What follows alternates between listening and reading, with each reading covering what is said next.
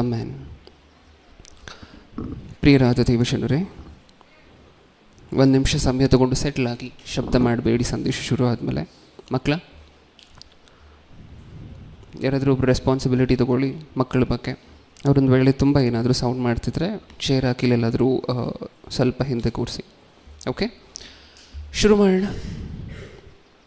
ಇವತ್ತು ನಾವು ಆಲೋಚನೆ ಮಾಡ್ತಿರುವಂತಹ ಅಂಶದ ಹೆಸರು ಬಡವರು ಭಾಗ್ಯವಂತರು. ಅಂಶದ ಹೆಸರನ್ನು ಇನ್ನೊಂದು ಸಾರಿ ಹೇಳ್ತಿದ್ದೀನಿ. ಇವತ್ತು ನಾವು ಆಲೋಚನೆ ಮಾಡ್ತಿರುವಂತಹ ಅಂಶದ ಹೆಸರು ಬಡವರು ಭಾಗ್ಯವಂತರು. ಏನಕ್ಕೋಸ್ಕರ ಈ ಸಂದೇಶ ನೋಡ್ತಿದ್ದೀವಿ? ಸಂದೇಶದ ಟೈಟಲನ್ನು ಕೇಳಿದ ತಕ್ಷಣ ಬ್ರದರ್ ನಾವೇನೋ ಬೇರೆ ಅಂದ್ಕೊಂಡ್ವಿ, ಶ್ರೀಮಂತರು ಭಾಗ್ಯವಂತರು ಅಂತಲ್ವ ನಾವು ಅಂದ್ಕೊಂಡಂತಹದ್ದು. ಬಡವರು ಹೇಗೆ ಭಾಗ್ಯವಂತರಾಗ್ತಾರೆ ಅಂತ ನಮಗೆ ನಾರ್ಮಲಾಗಿ ಅನ್ನಿಸ್ಬೋದು, ಹೌದಾ ಇಲ್ವಾ? ಶ್ರೀಮಂತರಲ್ವ ಭಾಗ್ಯವಂತರು?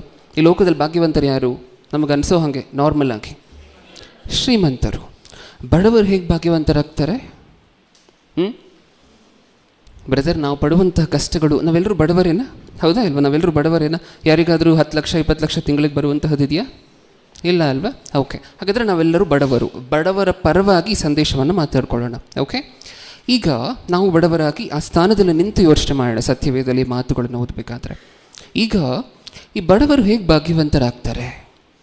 ಬಡವರ ಪಾಡು ಪಚೀತಿಗಳು ಅವ್ರ ಪ್ರತಿನಿತ್ಯದ ಜೀವನದಲ್ಲಿ ನಿಮ್ಮೆಲ್ಲರಿಗೂ ಗೊತ್ತು, ಹೌದಾ ಇಲ್ವಾ?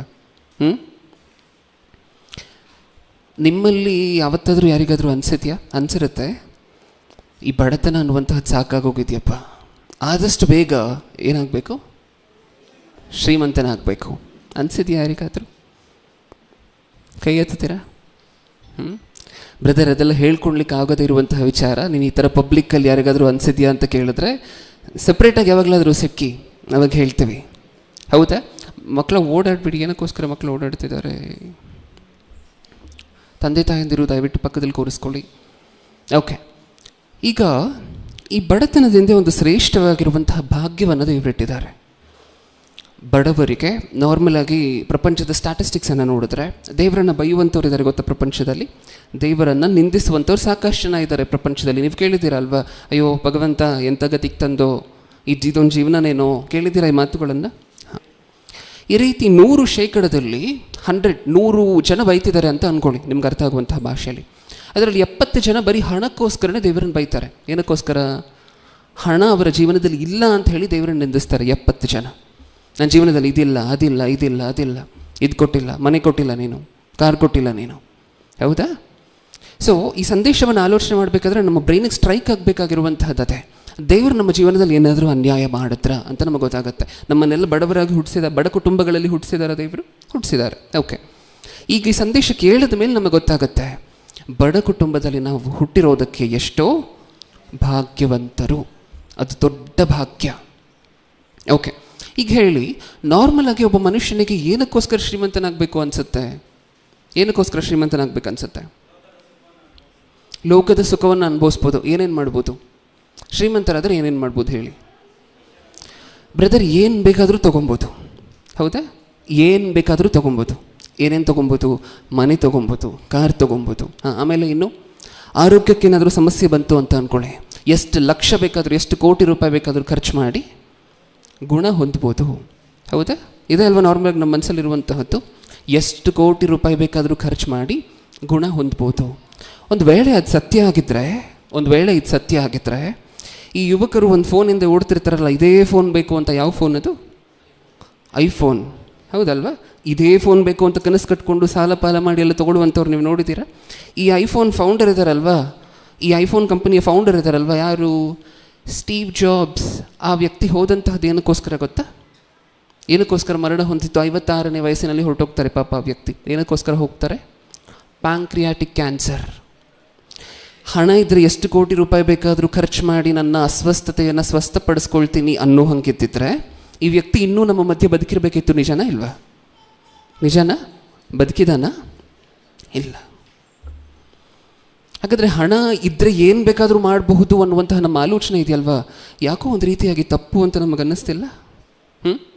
ಬಡವರಾಗಿ ದೇವರು ನಮ್ಮನ್ನು ಏನಕ್ಕೋಸ್ಕರ ಇಟ್ಟರೋ ಅದು ಎಷ್ಟು ದೊಡ್ಡ ಅಡ್ವಾಂಟೇಜ್ ಅಂತ ಹೇಳಿ ಮುಂದೆ ಹೋಗ್ತಾ ಹೋಗ್ತಾ ಹೋಗ್ತಾ ನಮಗೆ ಗೊತ್ತಾಗತ್ತೆ. ಒಂದು ವಚನವನ್ನು ನೋಡೋಣ ಸತ್ಯವೇದದಲ್ಲಿ. ದೇವರು ಯಾರನ್ನು ಹೆಚ್ಚಾಗಿ ಮೋಸ್ಟ್ ಪ್ರಾಬಬ್ಲಿ ಆರಿಸ್ಕೊಳ್ತಾರೆ ಅನ್ನುವಂಥದ್ದು ಈ ವಚನ ನೋಡಿದ ತಕ್ಷಣ ನಮಗೆ ಗೊತ್ತಾಗುತ್ತೆ. ಓಕೆ, ಮಾರ್ಕನು ಬರೆದ ಸುವಾರ್ತೆ, ಯಾಕೋಬನ ಪತ್ರಿಕೆಯನ್ನು ಓದೋಣ. ಯಾಕೋಬನ ಪತ್ರಿಕೆ ಓದಿ ಮಾರ್ಕನು ಬರೆದ ಸುವಾರ್ತೆಗೆ ಬರೋಣ. ಯಾಕೋಬನ ಪತ್ರಿಕೆ 2ನೇ ಅಧ್ಯಾಯ, ಯಾಕೋಬನ ಪತ್ರಿಕೆ 2ನೇ ಅಧ್ಯಾಯ 5ನೇ ವಚನ. ನನ್ನ ಪ್ರಿಯ ಸಹೋದರರೇ, ಕೇಳಿರಿ, ದೇವರು ಲೌಕಿಕ ವಿಷಯದಲ್ಲಿ ಬಡವರಾಗಿರುವವರನ್ನು ಆದುಕೊಂಡು ಅವರ ನಂಬಿಕೆಯಲ್ಲಿ ಐಶ್ವರ್ಯವಂತರಾಗಿಯೂ ತನ್ನನ್ನು ಪ್ರೀತಿಸುವವರಿಗೆ ತಾನು ವಾಗ್ದಾನ ಮಾಡಿದ ರಾಜ್ಯಕ್ಕೆ ಬಾಧ್ಯರಾಗಿಯೂ ಇರಬೇಕೆಂದು ನೇಮಿಸಲಿಲ್ಲವೋ? ನೀವಾದರೂ ಬಡವರನ್ನು ಅವಮಾನವನ್ನು ಪಡಿಸಿದ್ದೀರಿ. ಏನರ್ಥ ಆಗ್ತಿದೆ ಈ ಮಾತಿನಿಂದ ನಮಗೆ? ದೇವರೊಂದು ಮಾತನ್ನು ಹೇಳ್ತಿದ್ದಾರೆ. ನನ್ನ ಪ್ರಿಯ ಸಹೋದರರೇ ಕೇಳಿರಿ, ದೇವರು ಲೌಕಿಕ ವಿಷಯದಲ್ಲಿ ಬಡವರಾಗಿರುವವರನ್ನು ಆದುಕೊಂಡು ಯಾರನ್ನು ಆರಿಸ್ಕೊಳ್ತಿದ್ದಾರಂತೆ? ದೇವರು ಲೌಕಿಕ ವಿಷಯದಲ್ಲಿ ಬಡವರು ಅಂದರೆ ಯಾರು? ಈ ಲೋಕಕ್ಕೆ ಸಂಬಂಧಪಟ್ಟಿರುವಂತಹ ಬಡವರು, ಹಣಕ್ಕೆ ಸಂಬಂಧಪಟ್ಟಂತೆ ಬಡವರು ಅಂತ ಹೇಳಿ ತೀರ್ಪು ಹೊಂದಿರುವಂಥವ್ರು ಲೋಕದ ಜನರ ದೃಷ್ಟಿಯಲ್ಲಿ. ನಿಜನಾ? ಅಂದರೆ ನಾವೇನಾ? ದೇವರು ಯಾರನ್ನು ಆರಿಸ್ಕೊಂಡಿದ್ದಾರಂತೆ? ಅವಾಗವಾಗ ನಮಗೆ ಪ್ರಶ್ನೆ ಬಂದಿರುತ್ತಲ್ವಾ, ಮುಖೇಶ್ ಅಂಬಾನಿ ರಕ್ಷಣೆ ಹೊಂದಿದ್ರೆ ಎಷ್ಟು ಚೆನ್ನಾಗಿರುತ್ತೆ ಅಂತ ಅನಿಸಿರುತ್ತೆ ಅಲ್ವಾ? ಹೌದಾ? ಇಡೀ ಪ್ರಪಂಚದಲ್ಲಿ ಅತ್ಯಂತ ದೊಡ್ಡ ದೊಡ್ಡ ಶ್ರೀಮಂತರು ರಕ್ಷಣೆ ಹೊಂದಿದ್ರೆ ಎಷ್ಟು ಚೆನ್ನಾಗಿರುತ್ತೆ. ಒಂದಿನ ಏನು 2 ದಿನ ಏನು ಮೀಟಿಂಗನ್ನು ತಿಂಗಳುಗಟ್ಟಲೆ ವರ್ಷಗಟ್ಟಲೆ ನಡೆಸ್ತಾನೆ ಇರ್ಬೋದು. ದಿನ ಒಂದೊಂದು ಮೀಟಿಂಗ್ ನಡೆಸ್ಬೋದು. ಹೌದಾ ಇಲ್ವಾ? ಕಾಸಿಗೆ ಏನಾದರೂ ಕೊರತೆ ಇರುತ್ತೆ ಮುಖೇಶ್ ಅಂಬಾನಿ ರಕ್ಷಣೆ ಹೊಂದಿದ್ರೆ? ಇಲ್ಲ. ಅದರ ದೇವರು ಏನಂತಿದ್ದಾರೆ ಗೊತ್ತಾ?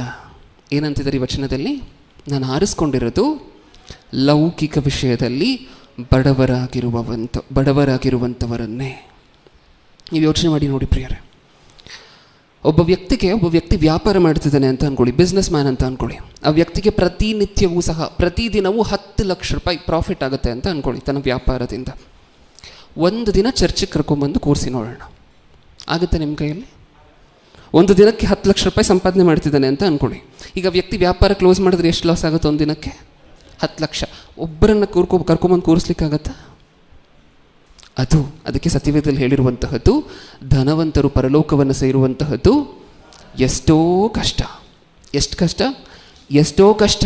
ಏಕೆಂದರೆ ಅದು ಇಂಪಾಸಿಬಲ್ ಅನ್ನುವಂತಹದ್ದಲ್ಲ ಅಲ್ಲಿ ವಿಚಾರ. ಧನವಂತರು ಸಾಕಷ್ಟು ಜನ ಪರಲೋಕಕ್ಕೆ ಹೋಗಿರುವಂಥವ್ರು ಇದ್ದಾರೆ. ನಾವು ಹಳೆಯ ಒಡಂಬಡಿಕೆಯಲ್ಲಿ ನೋಡಿದಾಗ ಅಬ್ರಹಾಮನನ್ನು ನೋಡ್ತೀವಿ, ಯೋಬನನ್ನು ನೋಡ್ತೀವಿ, ಇವರೆಲ್ಲರನ್ನು ನೋಡ್ತೇವೆ.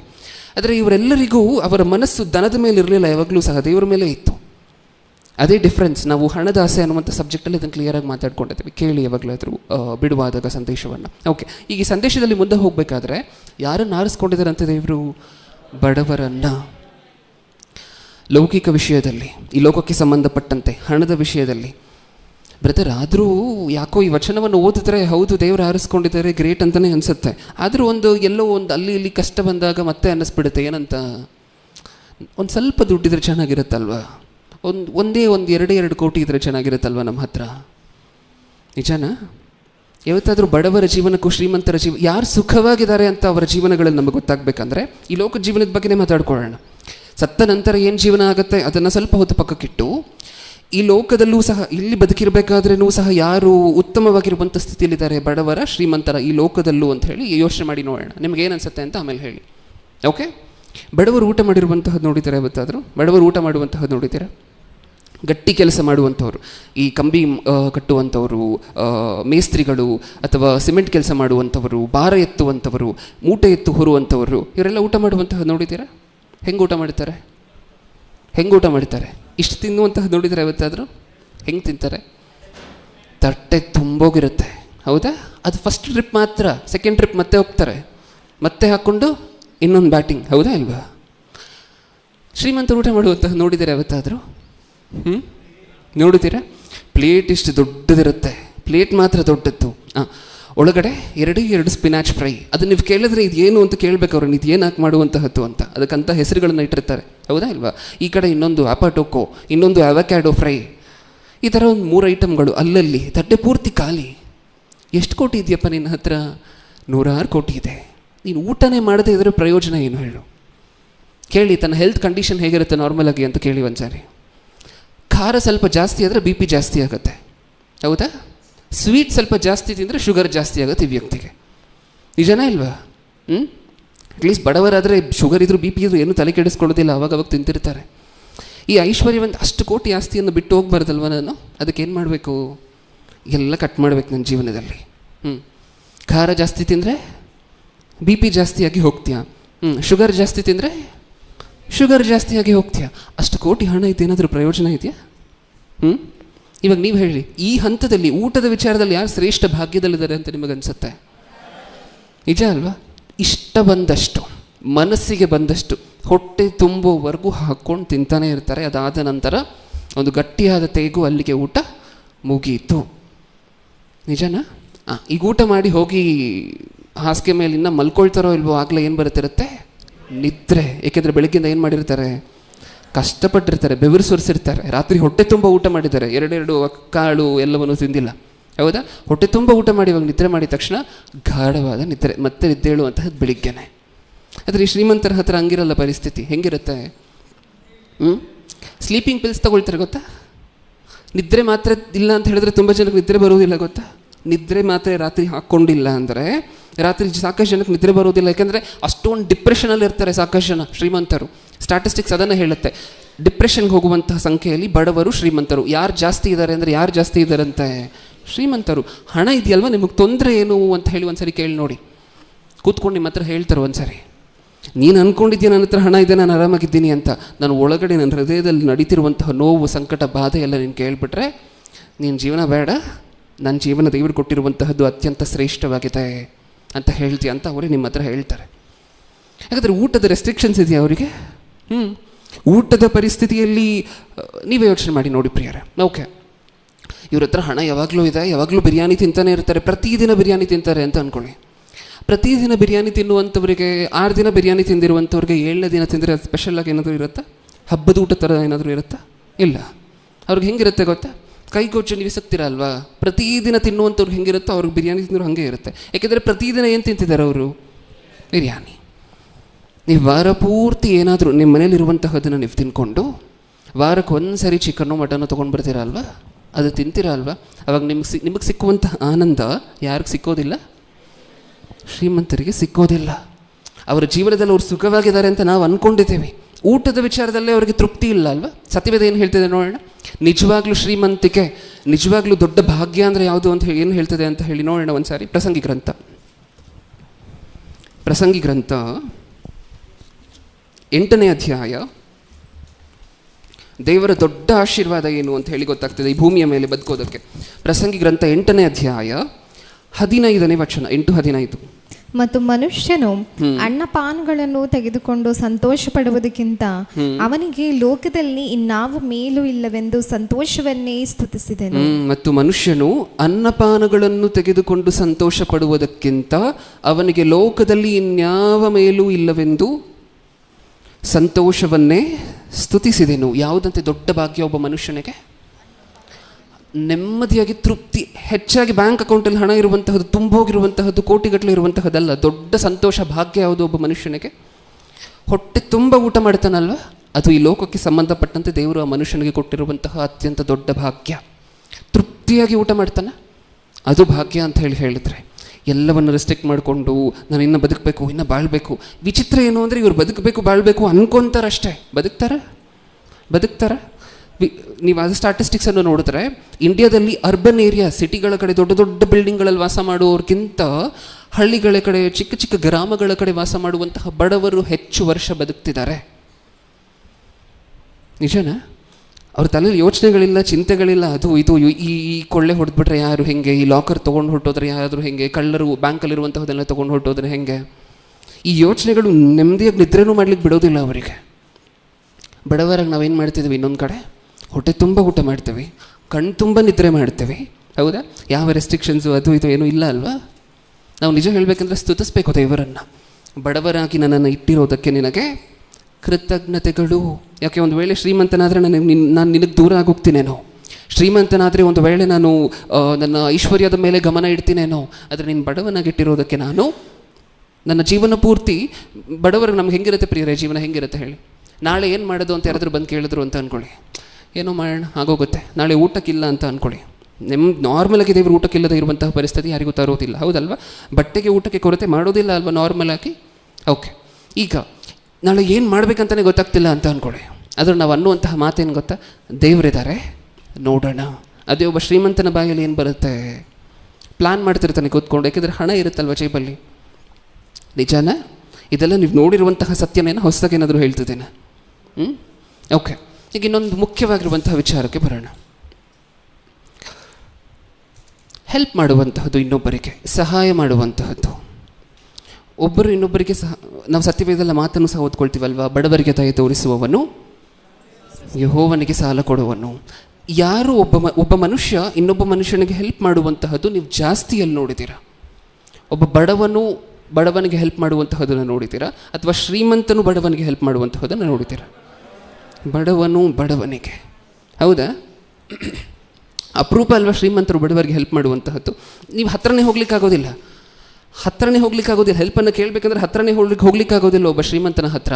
ನಾರ್ಮಲಾಗಿ ಮೋಸ್ಟ್ ಪ್ರಾಬಬ್ಲಿ ನೀವು ಪ್ರಪಂಚದಲ್ಲಿ ನೋಡುವಂಥ ಅಷ್ಟು ಘಟನೆಯಲ್ಲಿ ₹1,00,000 ಇರುವಂಥವನಲ್ಲ ಪಕ್ಕದಲ್ಲಿರುವಂತಹ ವ್ಯಕ್ತಿಗೆ ₹100 ಕೊಡುವಂಥವನು. ಯಾರು ಕೊಡುವಂಥವರು? ₹200 ಇರುವಂಥವನು ತಾನು ₹100 ಇಟ್ಕೊಂಡು ಪಕ್ಕದಲ್ಲಿರುವಂತಹ ವ್ಯಕ್ತಿಗೆ ₹100 ಕೊಟ್ಟು ನೀನು ಊಟ ಮಾಡು, ಹೊಟ್ಟೆ ತುಂಬಿಸ್ಕೊ ಅಂತ ಹೇಳುವಂಥವ್ರು. ಹೌದಾ ಇಲ್ವಾ? ನಿಜನಾ ಇದು? ಈ ಇನ್ನೊಬ್ಬರಿಗೆ ಸಹಾಯ ಮಾಡುವಂತಹ ಗುಣ ದೇವರು ನಮ್ಮಲ್ಲಿ ಇರಬೇಕು ಅಂತ ಕೋರ್ಕೊಂಡ್ರೆ ನಾವು ಇನ್ನೊಬ್ಬರಿಗೆ ಸಹಾಯ ಮಾಡಿದ್ರೆ ಯಾರು ಮತ್ತೆ ತಿರುಗಿಸಿ ಕೊಡ್ತಾರಂತೆ ಅದನ್ನು? ದೇವರು. ಹೌದಾ? ಯಾಕೆಂದರೆ ನೀವು ಅಷ್ಟೇ, ನೆಕ್ಸ್ಟ್ ಟೈಮ್ ಒಂದು 2 ಮಿನಿಟ್ಸ್ ಆಫ್ ಟಾಪಿಕ್ ಹೋಗೋಣ. ನೆಕ್ಸ್ಟ್ ಟೈಮ್ ನೀವು ಯಾರಿಗಾದರೂ ಸಹಾಯ ಮಾಡಿದ್ರೆ ನೀವು ಯಾರಿಗೆ ಸಾಲ ಕೊಟ್ಟಂಗೆ? ದೇವರಿಗೆ ಸಾಲ ಕೊಟ್ಟಂಗೆ. ಬರ್ಕೊಳ್ಳಿ, ಎಷ್ಟು ಬೇಕೋ. ನೀವು ಒಂದು ಬುಕ್ಕನ್ನು ಮೇಂಟೈನ್ ಮಾಡಿ. ಅದಕ್ಕೋಸ್ಕರ ನೀವು ಯಾರಿಗಾದರೂ ಹೆಲ್ಪ್ ಮಾಡಿದ್ರೆ ಅದನ್ನೊಂದು ಬುಕ್ಕಲ್ಲಿ ಬರೆದಿಟ್ಟು, ಆ ಬುಕ್ ಬೇರೆ ಮನುಷ್ಯರಿಗೆ ತೋರಿಸ್ಲಿಕ್ಕಲ್ಲ, ದೇವ್ರ ಹತ್ರ ನೀವು ಲೆಕ್ಕ ಮೇಂಟೈನ್. ನಾನು ಇಷ್ಟನ್ನು ಕೊಟ್ಟಿದ್ದೀನಿ, ಒಬ್ಬ ಬಡವನಿಗೆ ನಾನು ಇಷ್ಟು ಸಹಾಯ ಮಾಡಿದ್ದೀನಿ. ಎಷ್ಟು ಬೇಕೋ ಬಡ್ಡಿ ಹಾಕ್ಕೊಳ್ಳಿ ಪ್ರಿಯರೇ.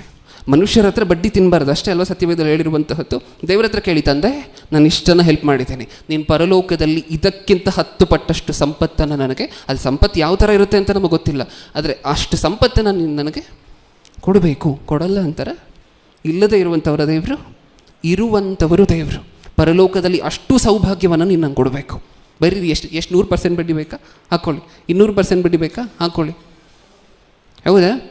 ಓಕೆ, ಈಗ ಒಂದು ವಿಡಿಯೋ ನೋಡೋಣ. ಆ ವಿಡಿಯೋದಲ್ಲಿ ಇರುವೆಗಳನ್ನು ನೋಡಿ ಮನುಷ್ಯರು ಪಾಠ ಕಲಿಬೇಕು ಅಂತ ಹೇಳಿದಾರಲ್ವ ಸತ್ಯವೇದದಲ್ಲಿ. ಈ ಇರುವೆಗಳಂತ ಜೀವನ ಮಾಡುವಂಥವ್ರು ಬಡವರು ಮಾತ್ರ, ಶ್ರೀಮಂತರಲ್ಲ. ನಾವು ಇರುವೆಗಳ ಬಗ್ಗೆ ಸಾಕಷ್ಟು ಸರಿ ಮಾತಾಡಿದ್ವಿ. ಇರುವೆ ಏನು ಮಾಡುತ್ತೆ? ಒಂದು ಗ್ರೈನ್ ಸಿಕ್ಕಿದ್ರೆ ಏನು ಮಾಡುತ್ತೆ? ಒಂದು ಅಕ್ಕಿ ಕಾಳು ಸಿಕ್ಕಿದ್ರೆ ಏನು ಮಾಡುತ್ತೆ? 2 ಅಕ್ಕಿ ಕಾಳು ಸಿಕ್ಕಿದ್ರೆ, ಅರ್ಧ ಅಕ್ಕಿ ಕಾಳು ಸಿಕ್ಕಿದ್ರೆ ಅದರ ಪ್ರೈವೇಟ್ ಸ್ಟಮಕ್, ಅದರ 2 ಹೊಟ್ಟೆ ಇರುತ್ತೆ ಅಂತ ಸಾಕಷ್ಟು ಸರಿ ಮಾತಾಡ್ಕೊಂಡಿದ್ವಲ್ವ. ಒಂದನ್ನು ಪ್ರೈವೇಟ್ ಸ್ಟಮಕ್ಕಲ್ಲಿ, ಇನ್ನೊಂದನ್ನು ಸೋಷಿಯಲ್ ಸ್ಟಮಕ್. ಆ ಪ್ರೈವೇಟ್ ಸ್ಟಮಕ್ಕಲ್ಲಿರುವಂತಹ ತನ್ನ ಆಹಾರ, ಸೋಷಿಯಲ್ ಸ್ಟಮಕ್ಕಲ್ಲಿರುವಂತಹದ್ದು ಇನ್ನೊಂದು ಇರುವೆ ಊಟಕ್ಕಿಲ್ಲದೆ ಇರುವಂತಹ ಪರಿಸ್ಥಿತಿಲಿದ್ದರೆ ಅದಕ್ಕೆ ಕೊಟ್ಟು ಮುಂದೆ ಹೋಗ್ತಿರುತ್ತೆ. ಹೌದಾ? ಆ ಇರುವೆ ಥರ ಜೀವನ ಮಾಡ್ತಿರುವಂತಹದ್ದು ಯಾರು ಅಂತ ನೀವು ಅಂದ್ಕೊಂಡಿದ್ದೀರಾ? ಬಡವರ, ಶ್ರೀಮಂತರ? ಬಡವರು. ಎಷ್ಟು ಒಳ್ಳೆ ಗುಣಗಳಿದೆ ನೋಡಿ ಬಡವರಲ್ಲಿ. ಇಲ್ಲೊಂದು ಇರುವೆ ನೋಡೋಣ. ಇದೊಂದು ವಿಚಿತ್ರವಾಗಿ ಕ್ಲಿಪ್ ಮಾಡಿದ್ದಾರೆ, ಯಾರೋ ತುಂಬ ಅದ್ಭುತವಾಗಿ ಕ್ಲಿಪ್ ಮಾಡಿದ್ದಾರೆ ಕ್ರೈಸ್ತರು. ರೆಡಿ ಇದೆಯಾ? ಓಕೆ, ಅದನ್ನು ಪ್ಲೇ ಮಾಡಿ. ಅಲ್ಲಿ ಗಮನ ಕೊಟ್ಟು ನೋಡಿದ್ರೆ ಮಾತ್ರ ಈ ಸನ್ನಿವೇಶ ನಮ್ಗೆ ಅರ್ಥ ಆಗುತ್ತೆ. ಅಲ್ಲಿ ಒಂದು ನಿಮಿಷ ಪಾಸ್ ಮಾಡು. ಅಲ್ಲಿ ಟೀ ಅಥವಾ ಕಾಫಿ ಏನೋ ಚೆಲ್ಲೋಗಿರುತ್ತೆ ಪ್ರಿಯರೇ, ಅಲ್ಲಿ ಚೆಲ್ಲಿದ್ದಾರೆ ನೋಡಿ. ಓಕೆ, ಅದೇನಾಗುತ್ತೆ ಅಂದರೆ ಒಂದು ಇರುವೆ ಬರುತ್ತೆ, ಅದನ್ನು ನೋಡುತ್ತೆ. ಇರುವೆಗೆ ಸಿಹಿ ಕಂಡಿದ ತಕ್ಷಣ ಏನು ಮಾಡಬೇಕು?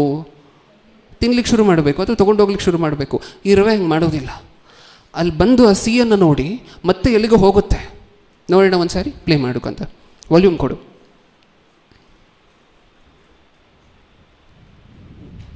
ವಾಲ್ಯೂಮ್ ಕೊಡು.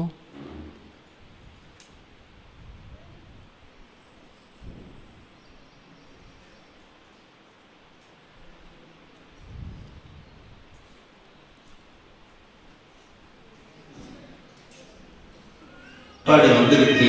ஸோ எல்லாரும் ஓடி சீக்கிரமா ஃபர்ஸ்ட் இந்த ப்ளே அழகா பாருங்க. நான் எறும்புக்கு ரொம்ப பிடிக்கும்னு நமக்கு நல்லாவே தெரியும். ஆனால் இந்த சிறு எறும்பு செய்யற காரியத்தை பாருங்க. சுகரை பார்த்த உடனே ஒரே ஓட்டம். என்னடா மனுஷங்களை போல எறும்புக்கும் சுகர் வந்துச்சோ, டீ குடிக்கும்னு பார்த்தா டீ குடிக்காம எங்கடா போகுது என்று பார்த்தேன். அது ஓடி சென்று தன்னுடைய ஃப்ரெண்ட்ஸு கிட்ட, டேய் நமக்கு தேவையான சாப்பாடு வந்திருக்கு, ஸோ எல்லாரும் ஓடி சீக்கிரமா வாங்கன்னு கூட்டிட்டு வர அழகா பாருங்க. எல்லாரும் என்ன அழகா சாப்பிடுறாங்க. இதை பார்க்கும் பொழுது பைபிள் உள்ள வசனம் தான் என்னுடைய ஞாபகத்திற்கு வந்தது. நீ ஆயத்தப்படு, உன்னுடனே கூடின உன் எல்லா கூட்டத்தையும் ஆயத்தப்படுத்து.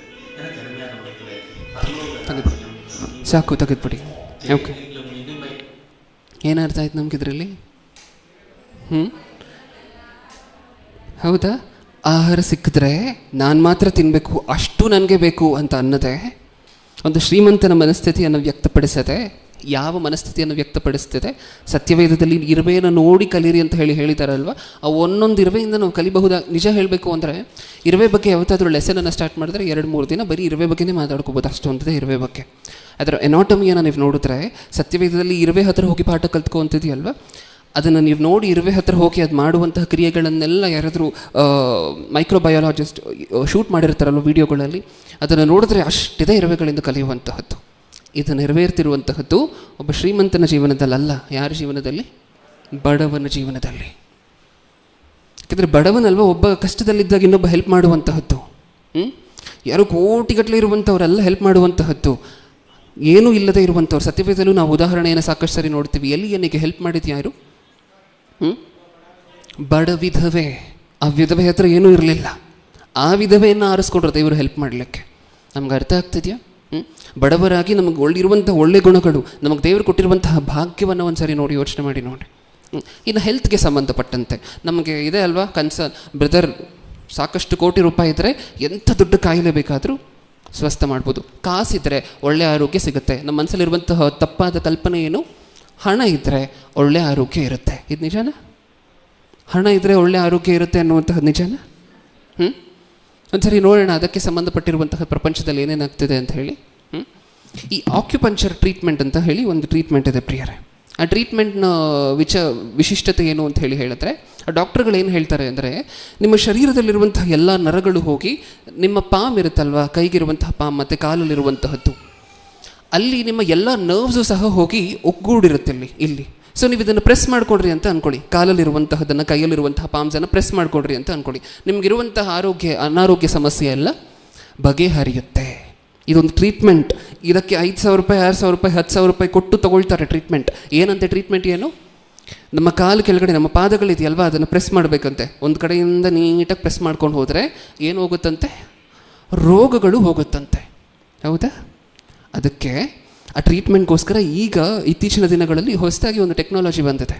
ಸ್ಲಿಪ್ಪರ್ ನಾವು ಹಾಕ್ಕೊಳ್ತೀವ, ನಾವು ಚಪ್ಪಲಿಗಳನ್ನು ಬಳಸ್ತೀವಲ್ವ, ಆ ಸ್ಲಿಪ್ಪರ್ಗಳಲ್ಲಿ ಒಂದು ವಿಚಿತ್ರವಾಗಿರುವಂತಹ ಸ್ಲಿಪ್ಪರ್ಸ್ ಬಂದಿದೆ. ದೀಕ್ಷಿತ ಅದನ್ನು ಹಾಕ್ತೀವಿ ಒಂದ್ಸರಿ. ಇದೇನು ಗೊತ್ತಾ? ನಮ್ಮ ಪಾದಗಳಿಗೆ ಹಾಕುವಂತಹ ಪಾದರಕ್ಷೆ ಏನು ಬಂದಿದೆ ಇದರಲ್ಲಿ ಹೊಸದಾಗಿ? ಏನಕ್ಕೆ ಬಟನ್ಸ್? ಏನಕ್ಕೆ? ನೀವು ಪಾದವನ್ನು ಅದರ ಮೇಲೆ ಇಟ್ಟರೆ ಪ್ರೆಸ್ ಆಗಬೇಕು. ಪ್ರೆಸ್ ಆದರೆ ಏನಾಗುತ್ತೆ? ಬ್ಲಡ್ ಸರ್ಕ್ಯುಲೇಷನ್ ಎಲ್ಲ ನೀಟಾಗಿ ಚೆನ್ನಾಗಾಗಿ ಬಾಡಿಯಲ್ಲಿ, ಆಮೇಲೆ ರೋಗಗಳು ಹೋಗುತ್ತೆ. ಹೌದಲ್ವ? ಅದು ಸೇಮ್ ಕಲ್ಗಳ ಥರ ಇಲ್ವ ಪ್ರಿಯರೇ? ಇವಾಗ ಪಾದಕ್ಕೆ ಚಪ್ಪಲಿ ಇಲ್ಲದವ್ರು ಏನು ಮಾಡ್ತಾರೆ ಹೇಳಿ? ಪಾದಕ್ಕೆ ಚಪ್ಪಲಿನೂ ಇಲ್ಲದೆ ಇರುವಂತಹ ಸಾಕಷ್ಟು ಬಡವರು ಆ ಸ್ಥಿತಿಯಲ್ಲೂ ಸಹ ಇದ್ದಾರೆ. ಅವ್ರು ಏನು ಮಾಡ್ತಾರೆ? ಮಳೆ ಅಂತ ನೋಡಲ್ಲ, ಬಿಸಿಲಂತ ನೋಡಲ್ಲ, ಕಲ್ಲುಗಳು ಅಂತ ನೋಡಲ್ಲ, ಮುಳ್ಳುಗಳು ಅಂತ ನೋಡಲ್ಲ. ವ್ಯವಸಾಯ ಮಾಡುವಂಥ ಸಾಕಷ್ಟು ಚಪ್ಪಲಿನೇ ಹಾಕಲ್ಲ. ಹೆಂಗಿರುತ್ತೆ ಅವ್ರ ಜೀವನ ಶೈಲಿ ಹೇಳಿ?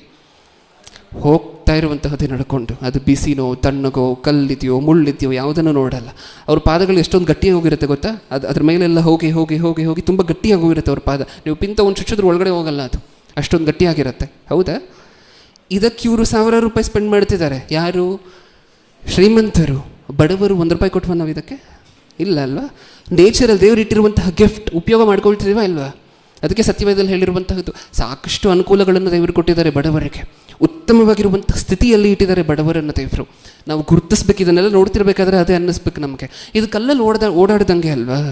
ಕಲ್ಲುಗಳ ಮೇಲೆ ಓಡಾಡೋದು ಬಿಟ್ಟು ಈ ಥರ ಚಪ್ಪಲಿಗಳನ್ನು ಏನಕ್ಕೋಸ್ಕರ ತೊಗೊಂಡು ಒಂದು ಸ್ವಲ್ಪ ಹೊತ್ತು ಬಂಡೆ ಮೇಲೆ ಓಡಾಡಿದ್ರೆ ಸಾಕು, ಪಾದಕ್ಕೆ ಬೇಕಾಗಿರುವಂತಹ ಪ್ರೆಸ್ ಸಿಗುತ್ತೆ.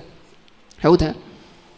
ವಿಚಿತ್ರ ಅಲ್ವಾ? ನೀವು ಪ್ರಪಂಚವನ್ನು ನೋಡ್ತಿದ್ರೆ ಈ ಆರೋಗ್ಯದ ಪರಿಸ್ಥಿತಿಯಲ್ಲಿ ನಾವೇನು ಅಂದ್ಕೊಂಡ್ವಿ? ಕಾಸಿದ್ರೆ ಆರೋಗ್ಯ, ಕಾಸಿದ್ರೆ ಅಲ್ಲ. ದೇವರಿಗಾಗಲೇ ಅದನ್ನು ಇಟ್ಬಿಟ್ಟಿದ್ದಾರೆ. ಉಚಿತವಾಗಿ ಫ್ರೀಯಾಗಿ ತೊಗೊಬೋದು. ಅದನ್ನು ಫ್ರೀಯಾಗಿ ಉಪಯೋಗ ಮಾಡ್ಕೊಳ್ತಿರುವಂತಹ ಬಡವರು ಮಾತ್ರ. ನಮಗಿರುವಂಥ ಅನುಕೂಲಗಳಿದೆಲ್ಲವೂ. ಹೌದಾ? ಮತ್ತು ಇನ್ನೊಂದು ಇಮೇಜನ್ನು ಕಳಿಸಿದ್ನಲ್ವ,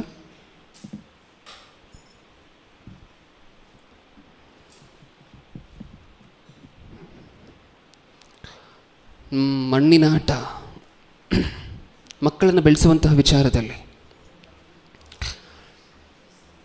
ರಿಚ್ ಕಿಡ್ಸನ್ನು ನೋಡಿದ್ದೀರಾ? ಶ್ರೀಮಂತ ಮಕ್ಕಳನ್ನು ಚಿಕ್ಕ ವಯಸ್ಸಿಂದ BMW ಬೆನ್ಸ್ ಕಾರಲ್ಲಿ ಬರುವಂತಹದ್ದು, ಇಳಿಯುವಂತಹದ್ದು, ಶಾಲೆಗೆ ಹೋಗುವಂತಹದ್ದು, ಮತ್ತೆ ಬಂದು ಕಾರಲ್ಲಿ ಕೂತ್ಕೊಳ್ಳುವಂತಹದ್ದು, ಮನೆಗೆ ಬರುವಂತಹದ್ದು ಇದೆ ಅಲ್ವಾ? ನಿಮ್ಮ ಮಕ್ಕಳು ಎಲ್ಲ ಆಟ ಆಡ್ತಿರ್ತಾರೆ ಹೇಳಿ? ನಿಮ್ಮ ಮನೆ ಪಕ್ಕದಲ್ಲಿ ಎಲ್ಲಾದರೂ ಮಣ್ಣಿದೆ ಅಂತ ಅಂದ್ಕೊಳ್ಳಿ, ಕಾಂಪೌಂಡ್ ಒಳಗಡೆ, ಅಲ್ಲಿ ಹೋಗಿ ಮಣ್ಣನ್ನು ಹಿಡ್ಕೊಂಡು ತಲೆ ಮೇಲೆ ಹಾಕ್ಕೊಳ್ತಿರ್ತಾರೆ, ಅದರಲ್ಲಿ ಕೂತಿರ್ತಾರೆ. ನಿಜನಾ? ಇದೆ ಅಲ್ವಾ ಆಗುವಂತಹದ್ದು? ಅವ್ರು ಆಟ ಆಡುವಂತಹ ಶೈಲಿ ಇದೆನಾ? ರೀಸೆಂಟಾಗಿ ರಿಸರ್ಚ್ಗಳೆಲ್ಲ ಏನು ಹೇಳ್ತಿದೆ ಅಂತ ಹೇಳಿದ್ರೆ, ಮಕ್ಕಳು ಒಳಗಡೆ ಇರೋದಕ್ಕಿಂತ ಹೊರಗಡೆ ಸ್ವಲ್ಪ ಹೊತ್ತು ಮಣ್ಣಲ್ಲಿ ಆಟ ಆಡುವಂತಹದ್ದು ಒಳ್ಳೆಯದು. ಏನಾಗುತ್ತಂತೆ ಅಲ್ಲಿ ಅನುಕೂಲತೆಗಳು ಬರ್ತಿದ್ದಾರೆ. ಓದ್ತೀರಾ ಯಾರಾದರೂ ಜೋರಾಗಿ? ಕಾಣಿಸ್ತಿಲ್ವಾ? ಓಕೆ, ಮೇಲಿರುವಂಥ ಹೆಡ್ಡಿಂಗಲ್ಲಿ ಯಾಕೆ ಒಳ್ಳೆಯದು, ಲಾಭಗಳು, ಅದರ ಕೆಳಗಿರುವಂಥ ಹೆಡ್ಡಿಂಗನ್ನು ಮಾತ್ರ ಓದಿ ಮೇಲೆ. ಕಲ್ಪನಾ ಶಕ್ತಿ, ನಮ್ಮ ಇಮ್ಯಾಜಿನೇಷನ್ ಪವರನ್ನು ಇನ್ಕ್ರೀಸ್ ಮಾಡುತ್ತಂತೆ ಮಣ್ಣಲ್ಲಿ ಆಟ ಆಡಿದ್ರೆ ಮಕ್ಕಳು. ಅಂದರೆ ಯಾವಾಗಲೂ ಮಣ್ಣಲ್ಲಿ ಆಟ ಆಡೋಕ್ಕೆ ಬಿಡಿ, 24 ಗಂಟೆ ಅಲ್ಲೇ ಇರಲಿ, ಶಾಲೆಗೆ ಹೋಗದೆ, ಎಲ್ಲ ನನ್ನ ಮಾತಿನ ಅರ್ಥ. ಸ್ವಲ್ಪ ಹೊತ್ತು ನೀವು ಯಾವಾಗಲಾದರೂ, ಯಾಕೆಂದರೆ ನಿಮಗೆ ಈಸಿಯಾಗಿ ಆಕ್ಸೆಸ್ ಇರುತ್ತೆ. ಶ್ರೀಮಂತರು ಮಾಡೋದಿಲ್ಲ ಈ ಕೆಲಸ. ತಮ್ಮ ಮಕ್ಕಳನ್ನು ಮಣ್ಣಲ್ಲಿ ಬಿಡುವಂತಹ ನೋಡಿದ್ದೀರಾ ನೀವು? ನೋಡಿದ್ದೀರಾ? ಇಲ್ಲ. ಕಲ್ಪನಾ ಶಕ್ತಿಯನ್ನು ಜಾಸ್ತಿ ಮಾಡುತ್ತಂತೆ. ಹಾಗೆ ಕೆಳಗಡೆ ಸ್ಕ್ರಾಲ್ ಮಾಡು.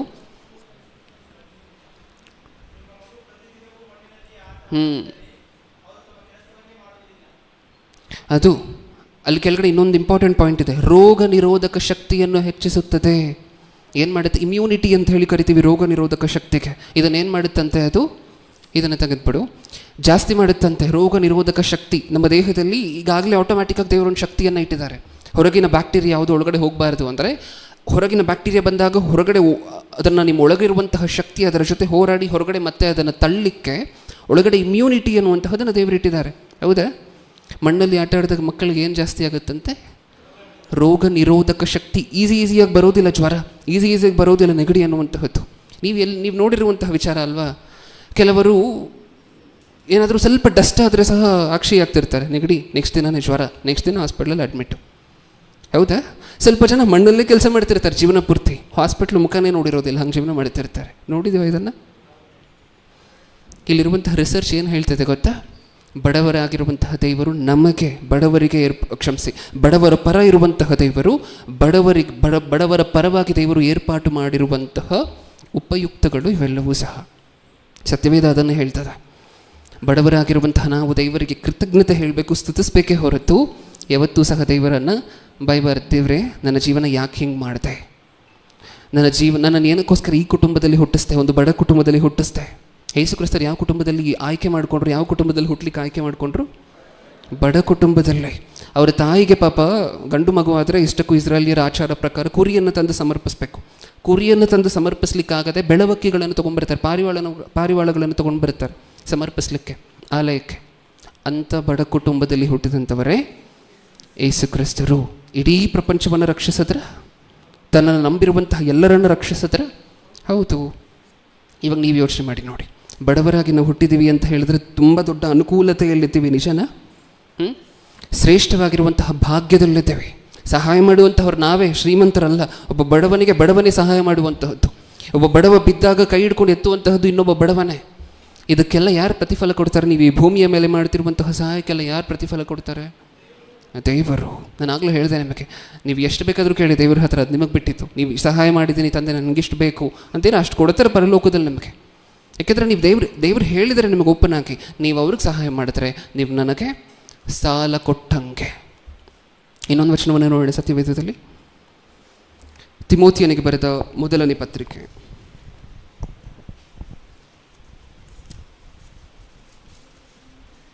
ಇನ್ನೊಂದು 5 ಮಿನಿಟ್ಸಲ್ಲಿ ಮುಗಿಸ್ಕೊಳ್ಳೋಣ ಪ್ರಿಯರೇ.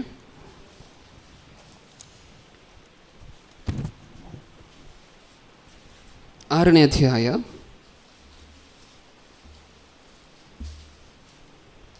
6ನೇ ವಚನ. ಸಂತುಷ್ಟ ಸಹಿತವಾದ ಭಕ್ತಿಯು ದೊಡ್ಡ ಲಾಭವೇ ಸರಿ. ನಾವು ಲೋಕದೊಳಕ್ಕೆ ಏನು ತಕ್ಕೊಂಡು ಬರಲಿಲ್ಲವಷ್ಟೇ, ಅದರೊಳಗಿಂದ ಏನು ತಕ್ಕೊಂಡು ಹೋಗಲಾರೆವು. ನಮಗೆ ಅನ್ನ ವಸ್ತ್ರಗಳಿದ್ದರೆ ಸಾಕು. ಐಶ್ವರ್ಯವಂತರಾಗಬೇಕೆಂದು ಮನಸ್ಸು ಮಾಡುವವರು ದುಷ್ಪ್ರೇರಣೆ ಎಂಬ ಉಳ್ಳಿನಲ್ಲಿ ಸಿಕ್ಕಿಕೊಂಡು ಬುದ್ಧಿ ವಿರುದ್ಧವಾಗಿಯೂ ಹಾನಿಕರವಾಗಿಯೂ ಇರುವ ಅನೇಕ ಆಶೆಗಳಲ್ಲಿ ಬೀಳುತ್ತಾರೆ. ಇಂಥ ಆಶೆಗಳು ಮನುಷ್ಯರನ್ನು ಸಂಹಾರ ನಾಶನಗಳಲ್ಲಿ ಮುಳುಗಿಸುತ್ತವೆ. 8ನೇ ವಚನದಲ್ಲಿ ತುಂಬ ಇಂಪಾರ್ಟೆಂಟ್ ಪಾಯಿಂಟನ್ನು ಓದ್ಕೊಂಡ್ವಿ. ನಾವು ಏನಕ್ಕಿಂತ ಎಕ್ಸ್ಟ್ರಾ ಆಸೆ ಪಡಬಾರ್ದಂತೆ? ಇದು ಬೇಕು, ಇದು ಬೇಕು, ಇದು ಮಾಡಬೇಕು, ಇಷ್ಟಿರಬೇಕು ನನ್ನ ಹತ್ರ, ಅಷ್ಟಿರ್ಬೇಕು ನಮ್ಮ ಹತ್ರ, ಈ ಮನಸ್ಥಿತಿಗಳು, ಆಲೋಚನೆಗಳು ನಮ್ಮಲ್ಲಿ ಇರಬಾರ್ದು. ನಿಜವಾಗ್ಲೂ ಬಡವರಾಗಿ ದೇವರು ನಮ್ಮನ್ನು ಇಟ್ಟಿರೋದಕ್ಕೆ ಕೃತಜ್ಞತೆ ಹೇಳಬೇಕು. ತಂದೆ, ನಾನು ಒಬ್ಬ ಶ್ರೀಮಂತನಿಗಿಂತ ಪರಲೋಕಕ್ಕೆ ಹತ್ತಿರವಾಗಿದ್ದೀನಿ. ಒಬ್ಬ ಶ್ರೀಮಂತನು ಬಡವನ ಕಂಪ್ಯಾರಿಸನಲ್ಲಿ ಯಾರು ಪರಲೋಕಕ್ಕೆ ಹೋಗುವಂಥ ಅತ್ಯಂತ ಜಾಸ್ತಿ ಚಾನ್ಸ್ ಇದೆ ಅಂತ ಹೇಳಿದ್ರೆ ಯಾರು ಹೋಗುವಂತಹ ಚಾನ್ಸ್ ಇದೆ? ಬಡವನು. ಯಾಕೆಂದರೆ ನೀವು ಈಸಿಯಾಗಿ ಕರ್ಕೊಂಬರ್ಬೋದು ಆ ವ್ಯಕ್ತಿಯನ್ನು ಸಭೆಗೆ. ನೀವು ಈಸಿಯಾಗಿ ಹೇಳಿದ್ರೆ ಆ ವ್ಯಕ್ತಿ ಕೇಳ್ತಾನೆ, ತಗ್ಗಿಸ್ಕೊಳ್ಳುವಂತಹ ಸ್ವಭಾವ ಇರುತ್ತೆ ಆ ವ್ಯಕ್ತಿ ಹತ್ರ. 1 ಕೋಟಿ ರೂಪಾಯಿ ದುಡಿತಿದ್ದಾನೆ ಅಂತ ಅಂದ್ಕೊಳ್ಳಿ, ನಿಮ್ಮ ಮಾತು ಕೇಳ್ತಾನೆ ಅಂತ ಅನ್ಸುತ್ತಾ? ನಿಮಗೆ ಕೇಳ್ತಾನೆ ಅಂತ ಅನ್ಸುತ್ತಾ? ನೀನಿರುವಂಥ ಸ್ಥಿತಿಯನ್ನು ನೋಡ್ಕೋ ಫಸ್ಟು ಅಂತಾನೆ. ಹೌದಾ? ಯಾರು ನಮ್ಮ ಮಾತನ್ನು ಕೇಳುವಂತಹದ್ದು ಯಾರು? ನೀವು ಸುವಾರ್ತೆ ಹೇಳಿದ ಕೇಳುವಂಥವ್ರು ಯಾರು? ಬಡವರು. ಅದಕ್ಕೆ ಸತ್ಯವೇದದ ಪ್ರಕಾರ ಬಡವರು ಭಾಗ್ಯವಂತರು. ಈ ವಚನ ಅದನ್ನು ಹೇಳ್ತದೆ, ಅನ್ನ ವಸ್ತ್ರಗಳಿದ್ದರೆ ಸಾಕು. ದೇವರು ಅದಕ್ಕೆ ಯಾವತ್ತಾದ್ರೂ ಕೊರತೆ ಮಾಡ್ತಾರಾ? ಇಲ್ಲ. ಅನ್ನ ವಸ್ತ್ರಗಳಿಗೆ ಕೊರತೆ ಮಾಡ್ತಾರೆ ದೇವರು? ಇಲ್ಲ. ಏನೋ ಎಕ್ಸ್ಟ್ರಾ ಇರಬೇಕು ನನ್ನ ಹತ್ರ, ಹಿಂಗಾಗಬೇಕು, ನಾನು ಹಂಗಾಗಬೇಕು ಅಂತ ಅಂದ್ಕೊಂಡ್ರೆ ಅದು ತಪ್ಪು. ದೇವರು ಕೊಟ್ಟಿರುವಂತಹ ಭಾಗ್ಯದಿಂದ ಹೊರಗಡೆ ಬರಲಿಕ್ಕೆ ನಾವು ಪ್ರಯತ್ನ ಪಡ್ತಿದ್ದೇವೆ. ಇನ್ನೊಂದು ವಿಚಿತ್ರ ಏನು ಅಂದರೆ, ಮಾತಾಡಬೇಡಿ ಅಮ್ಮ ಪ್ಲೀಸ್. ಇನ್ನೊಂದು ವಿಚಿತ್ರ ಏನು ಅಂತ ಹೇಳಿದ್ರೆ, ಸಾಕಷ್ಟು ಜನ ದೂರದ ಹಳ್ಳಿಗಳಿಂದ, ಊರುಗಳಿಂದೆಲ್ಲ ಬಂದಿದ್ದೀರಾ ಅಂತ ಹೇಳಿ ಇದನ್ನು ಸಹ ತೋರಿಸ್ತಿರುವಂತಹದ್ದು. ಕೆಳಗಡೆ ಮಲ್ಕೊಳ್ಳುವಂಥ ಅಭ್ಯಾಸ ಇರುತ್ತೆ ಪ್ರಿಯರೇ ನಿಮಗೆ? ನೆಲದ ಮೇಲೆ ಒಂದೇ ಫ್ಲೋರ್ ಮನೆ, ಮೇಲೆ ಫ್ಲೋರ್ ಇಲ್ಲ ಅಂತ ಅಂದ್ಕೊಳ್ಳಿ, ಗ್ರೌಂಡ್ ಫ್ಲೋರಲ್ಲಿ ಇದ್ದೀರಾ ನೀವು, ಕೆಳಗಡೆ ಮಲ್ಕೊಳ್ಳುವಂಥ ಅಭ್ಯಾಸ ಇರುತ್ತೆ. ಟೈಲ್ಸ್ ಇಲ್ಲ ಅಂತ ಅಂದ್ಕೊಳ್ಳಿ, ರೆಡ್ ಕಲರ್ ಒಂದು ಟೈಲ್ಸ್ ಬರುತ್ತಲ್ಲ ಹಳೇ ಕಾಲದ್ದು, ಅದಿದೆ ಅಂತ ಅಂದ್ಕೊಳ್ಳಿ. ಅಥವಾ ಅದೂ ಇಲ್ಲ ಅಂತ ಅಂದ್ಕೊಳ್ಳಿ, ಖಾಲಿ ನೆಲ. ನೆಲದ ಮೇಲೆ ಮಲ್ಕೊಂಡ್ರೆ ನಮಗಾಗುವಂಥ ಅನುಕೂಲಗಳೇನು ಗೊತ್ತಾ? ಸೈಂಟಿಫಿಕ್ ಆಗಿ ನಮಗೆ ಅನ್ನಿಸ್ಬೋದು ನಾರ್ಮಲ್ ಆಗಿ, ನನ್ನ ಹತ್ರನೂ ಒಂದು 50,000 ರೂಪಾಯಿ ಮಂಚ, ಒಂದು 20,000 ರೂಪಾಯಿ ಹಾಸಿಗೆ ಇದ್ರೆ ಚೆನ್ನಾಗಿರ್ತಾ ಇತ್ತು, ದುಡ್ಡಿದ್ದಿದ್ರೆ ಆರಾಮಾಗಿರ್ತಾ ಇದ್ದೆ ಅಂತ. ನಿಜ ಏನು ಗೊತ್ತಾ? ನೆಲದ ಮೇಲೆ ಮಲ್ಕೊಳ್ಳೋವರೆಗೂ ಮಾತ್ರ ನಾವು ಆರೋಗ್ಯಕರವಾಗಿರ್ತೇವೆ. ನಮ್ಮ ದೇಹದಲ್ಲಿ ಇತ್ತೀಚೆಗೆ ಐಡೆಂಟಿಫೈ ಆಗಿರುವಂತಹದ್ದು, ಡಾಕ್ಟರ್ಗಳೆಲ್ಲ ಐಡೆಂಟಿಫೈ ಮಾಡಿರುವಂತಹದ್ದು, ಐರನ್ನ ಕೊರತೆ ಏರ್ಪಡ್ತದೆ ಪ್ರತಿಯೊಬ್ಬೊಬ್ಬರ ಶರೀರದಲ್ಲೂ. ಗುರುತ್ವಾಕರ್ಷಣ ಶಕ್ತಿ, ಭೂಮಿಯಲ್ಲಿ ಮ್ಯಾಗ್ನೆಟಿಕ್ ಪವರ್ ಇದೆ. ನೀವೇನಾದರೂ ಮೇಲೆ ಹಾಕಿದ್ರೆ ಕೆಳಗಡೆ ಹೇಳ್ಕೊಳ್ಳುವಂಥ ಶಕ್ತಿ ಇದೆಯಲ್ವ ಭೂಮಿಗೆ, ಅದನ್ನು ಮ್ಯಾಗ್ನೆಟಿಕ್ ಪವರ್ ಅಂತ ಹೇಳಿ ಕರಿತೀವಿ. ಆ ಮ್ಯಾಗ್ನೆಟಿಕ್ ಪವರ್ನ ಒಳಗಿನಲ್ಲಿ ನಾವು ಇರಬೇಕು. ಸ್ವಲ್ಪ ಆದರೂ ನಾವು ಮಂಚ ಹಾಕ್ಕೊಂಡು ಅದ್ರ ಮೇಲೆ ಹಾಸಿಗೆ ಹಾಕ್ಕೊಂಡು ಅದ್ರ ಮೇಲೆ ಮಲ್ಕೊಂಡ್ವಿ ಅಂತ ಅಂದ್ಕೊಳ್ಳಿ, ಅದರಲ್ಲಿ ಭೂಮಿಯ ಗುರುತ್ವಾಕರ್ಷಣೆ ಶಕ್ತಿಯಿಂದ ಸಿಕ್ಕಬೇಕಾಗಿರುವಂತಹ ಯಾವ ಒಳ್ಳೆಯ ಅಂಶವೂ ಸಹ ನಮಗೆ ಸಿಕ್ಕೋದಿಲ್ಲ. ನಿಜನಾ? ಇವಾಗ ಹೊಸದಾಗಿ ಏನು ಬಂದಿದೆ ಗೊತ್ತಾ ಮಾರ್ಕೆಟ್ಗೆ? 30,000 ರೂಪಾಯಿ ಅಂತೆ, 27,000 ರೂಪಾಯಿ ಅಂತೆ ಮ್ಯಾಗ್ನೆಟಿಕ್ ಬೆಡ್. ಹಾಕ್ತಿಯಕ್ಕಂದ್ರೆ ಅದನ್ನು ಒಂದ್ಸರಿ. ಶ್ರೀಮಂತರು ಏನು ತೊಗೊಂಡು ಹಾಕ್ಕೊಳ್ತಿದ್ದಾರೆ ಅಂದರೆ ಇದರ ಹೆಸರು magnetic bed, magnetic machine bed. Machine ಮೇಲೆ ಮಲ್ಕೊಳ್ಳುವಂಥ ಕಾಲ ಬಂತು ಕೊನೆಗೆ. ಏನು ಮಾಡುತ್ತಂತೆ ಅದು? ಏನು ಮಾಡುತ್ತದು? ನೀವಿಷ್ಟಕ್ಕೂ ಖಾಲಿ ನೆಲದ ಮೇಲೆ ಮಲ್ಕೊಂಡ್ರೆ ನಿಮ್ಮ ದೇಹಕ್ಕೆ ಯಾವ ಅಂಶ ಸಿಕ್ಕುತ್ತೋ ಆ ಅಂಶದಲ್ಲಿ ಸ್ವಲ್ಪ ಅಂಶಗಳನ್ನು ಕೊಡುತ್ತೆ. ಅದಕ್ಕೆ ಎಷ್ಟು ಕೊಟ್ಟು ತೊಗೊಳ್ತಿದ್ದಾರೆ ಶ್ರೀಮಂತರು? ಎಷ್ಟು ಕೊಟ್ಟು ತೊಗೊಳ್ತಿದ್ದಾರೆ? 30,000. ನೀವು 1 ರೂಪಾಯಿ ಕೊಟ್ರ ನೆಲದ ಮೇಲೆ ಮಲ್ಕೊಳ್ಲಿಕ್ಕೆ? ನೆಲದ ಮೇಲೆ ನೀವು ನಿದ್ರೆ ಮಾಡಲಿಕ್ಕೆ 1 ರೂಪಾಯಿ ಕೊಟ್ರ? ಇಲ್ಲ.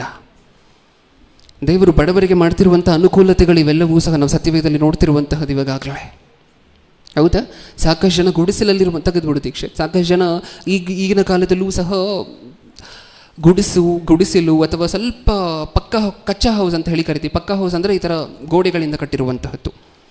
ಕಚ್ಚಾ ಹೌಸ್ ಅಂತ ಹೇಳಿದ್ರೆ ಮೇಲೆ ಗರಿಗಳನ್ನು ಹಾಕಿ ಇದನ್ನೆಲ್ಲ ಹಾಕಿ ಮಾಡಿರುವಂತಹ ಮನೆ.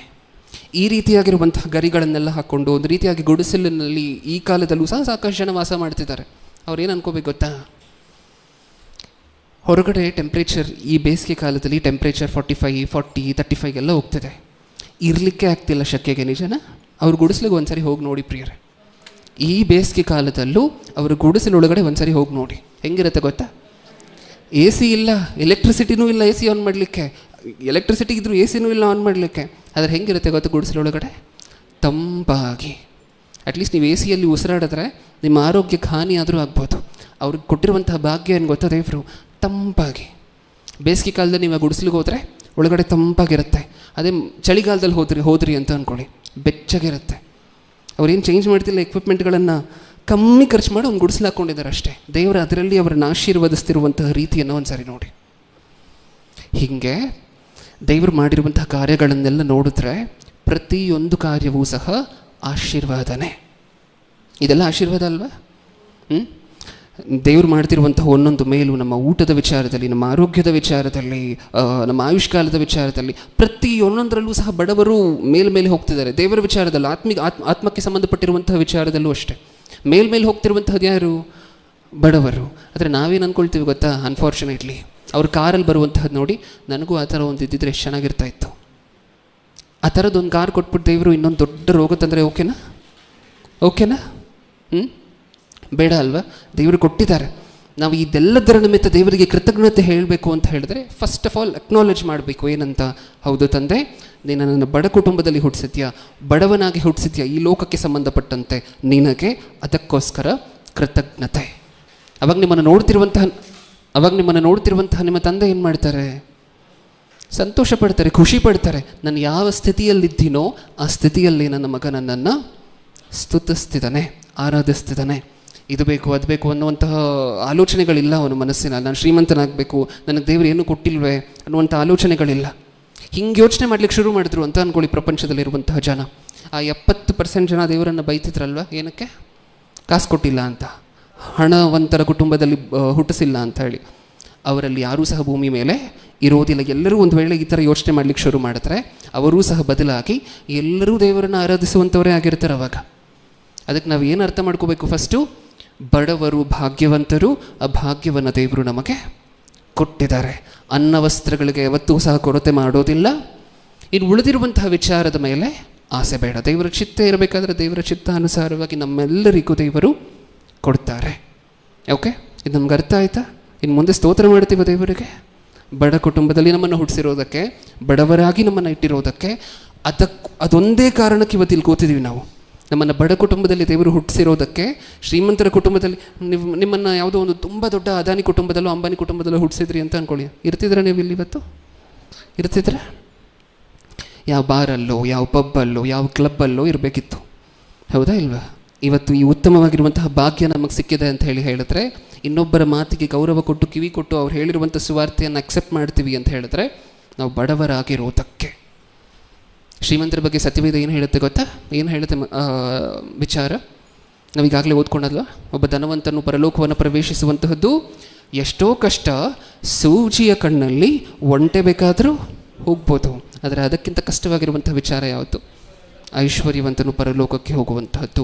ಹಾಗಂತ ಏನು ಭೂಮಿ ಮೇಲೆ ದೇವರು ಏನಾದರೂ ಕೊರತೆ ಮಾಡಿದ್ದಾರೆ? ಇವಾಗ ನೀವು ನೋಡಿದ್ರಿ ಭೂಮಿಯ ಮೇಲೆ ದೇವರು ಎಷ್ಟು ಸದುಪಾಯಗಳನ್ನು ಇಟ್ಟಿದ್ದಾರೆ ಅಂತ ಹೇಳಿ. ಇಲ್ಲೇನಾದರೂ ಕೊರತೆ ಮಾಡಿದ್ದಾರೆ? ಇಲ್ಲ.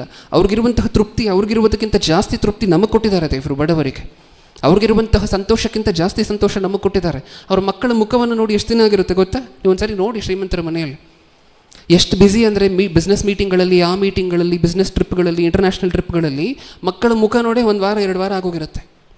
ಹೌದಾ? ನೀವು ನಿಮ್ಮ ಮಕ್ಕಳ ಜೊತೆ ಪ್ರತಿದಿನ ಆಟ ಆಡ್ತೀರಾ, ಪ್ರತಿದಿನ ಮಾತಾಡ್ತೀರಾ, ಪ್ರತಿದಿನ ಅವ್ರಿಗೆ ದೇವರ ಬಗ್ಗೆ ಹೇಳ್ಕೊಡ್ತೀರಾ. ಇದಕ್ಕಿಂತ ಇನ್ನೇನು ಬೇಕು ಭಾಗ್ಯ? ಹೌದಲ್ವಾ? ಇದನ್ನು ಗುರುತಿಸಿ ಕೃತಜ್ಞತೆ ಹೇಳೋಣ. ದೇವರು ನಮ್ಮನ್ನು ಒಂದು ಬಡವ ಕುಟುಂಬದಲ್ಲಿ ಬಡವರಾಗಿ ಹುಟ್ಟಿಸಿರೋದಕ್ಕೆ. ತಂದೆ, ನೀವು ನಿಮ್ಮ ಮಗನನ್ನು ಭೂಮಿಯ ಮೇಲೆ ಕಳಿಸ್ತಿರ್ಬೇಕಾದ್ರೆ ತನಗೆ ಯಾವ ಕುಟುಂಬವನ್ನು ಕೊಟ್ಟರೋ ಅದೇ ರೀತಿಯಾಗಿರುವಂಥ ಕುಟುಂಬವನ್ನು ನಮಗೂ ಕೊಟ್ಟಿದ್ದೀರಾ. ಅದಕ್ಕೋಸ್ಕರ ನಿಮಗೆ ಕೃತಜ್ಞತೆಗಳು. ಓಕೆ, ಕಣ್ಮುಚ್ಚಿ ಪ್ರಾರ್ಥನೆ ಮಾಡಿ ಮುಗಿಸ್ಕೊಳ್ಳೋಣ. ಪ್ರೀತಿಯುಳ್ಳ ಪರಲೋಕದಲ್ಲಿರುವ ನಮ್ಮ ತಂದೆ, ಎಲ್ಲ ವಿಚಾರದಲ್ಲೂ ಸಹ, ಎಲ್ಲ ಒಳ್ಳೆಯ ವಿಚಾರದಲ್ಲೂ ಸಹ ಮೇಲುಗೈಯನ್ನು ಸಾಧಿಸ್ತಿರುವಂಥವರು ಬಡವರೇ. ಒಬ್ಬ ಬಡವನಿಗೆ ಅನ್ಯಾಯ ನಡೆದರೆ ನೀವು ಯಾವ ಕಾರಣಕ್ಕೂ ಸಹ ಸಹಿಸೋದಿಲ್ಲ. ಒಬ್ಬ ಶ್ರೀಮಂತನಿಗೆ ನಡೆದರೆ ಏನಾಗತ್ತೆ ಅನ್ನುವಂತಹ ನೀವು ಸತ್ಯವೇದದಲ್ಲಿ ಬರೆಸದೇ ಇದ್ದರೂ, ಒಬ್ಬ ಬಡವನಿಗೆ ಮಾತ್ರ ಅನ್ಯಾಯ ನಡೆದರೆ ಅದನ್ನು ನೀವು ಸಹಿಸೋದಿಲ್ಲ ಅಂತ ಬರೆಸಿದ್ದೀರ. ತೀವ್ರವಾಗಿ ರಾಜ ಮಹಾರಾಜರ ವಿರುದ್ಧವಾಗಿ ನಿಂತಿದ್ದೀರ ಅವರು ಬಡವರಿಗೆ ಅನ್ಯಾಯ ಮಾಡಿದಾಗ. ಅದಕ್ಕೆ ಬೆಸ್ಟ್ ಎಕ್ಸಾಂಪಲ್ ಉರಿಯನ ಪರವಾಗಿ ನೀವು ನಿಂತ್ಕೊಳ್ತಿರೋ ತಂದೆ. ದಾವೀದನು ಅನ್ಯಾಯ ಮಾಡಿದಾಗ ಒಬ್ಬ ರಾಜನ ವಿರುದ್ಧವಾಗಿ, ಬಡವನ ಪರವಾಗಿ ನೀವು ನಿಂತು ಯುದ್ಧ ಮಾಡ್ತೀರ. ಈ ಭಾಗ್ಯ ನಮಗೆ ಸಿಕ್ಕಿದೆ ಅನ್ನುವಂತಹದನ್ನು ನಾವು ಒಪ್ಪಿಕೊಂಡು ಎಕ್ನಾಲೆಜ್ ಮಾಡಿ, ಇದರ ನಿಮಿತ್ತ ಇನ್ನು ಮುಂದೆ ಶಾಶ್ವತವಾಗಿ ನಿಮ್ಮ ಕೃತಜ್ಞತೆ ಹೇಳುವಂತಹ ಮಕ್ಕಳಾಗಿ ಗೊಣಗಾಡದೆ, ನೀವು ಮುಂದೆ ಕೊರಗಾಡದೆ, ಇದು ಕೊಟ್ಟಿಲ್ಲ ನೀವು, ಅದು ಕೊಟ್ಟಿಲ್ಲ ನೀವು, ಯಾಕೆ ನನ್ನ ಜೀವನ ಹಿಂಗಿಟ್ಟೆ ಅನ್ನುವಂತಹ ಪ್ರಶ್ನೆಗಳನ್ನು ಕೇಳದೆ, ನೀವು ಇಟ್ಟಂತಹ ಸ್ಥಿತಿಯಲ್ಲಿ ನಿಮಗೆ ಕೃತಜ್ಞತೆ ಹೇಳಿ ಸ್ತೋತ್ರ ಮಾಡುವಂತಹ ಮಕ್ಕಳಾಗಿ ನಮ್ಮನ್ನು ಮಾರ್ಪಡಿಸಿ.